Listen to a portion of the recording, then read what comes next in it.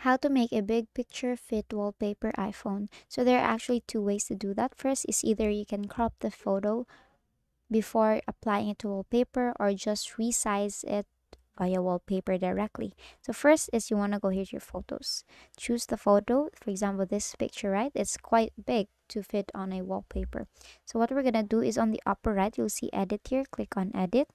And then on the bottom part, you will see crop. Click on crop.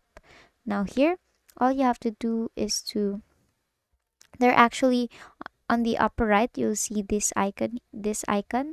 If you click on that, you will be given an automatic crop size. For example, you're looking for wallpaper size, so you can either do that. You can actually zoom it in. It's either that side of the house or that side of the picture that you want to save. So let's say this one, I want to save it that way. So tap on done on the upper right. So the next thing that you're gonna do is to change the wallpaper, right? So you want to go here to your lock screen and tap on plus sign and go to photos. Now here, go to albums, and here you will see the photo itself. Here you have now successfully pick you have now successfully fit the big picture on your wallpaper on iPhone. Now the other way is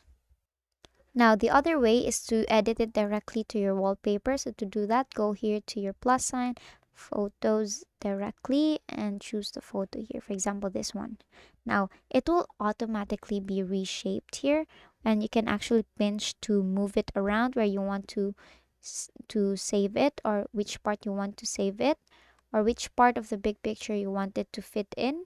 So you can actually swipe it here, just pinch around. You can even zoom in, zoom out. And if you're done, for example, this one, you're satisfied with that, tap on add on the upper right here, and then tap set as wallpaper pair.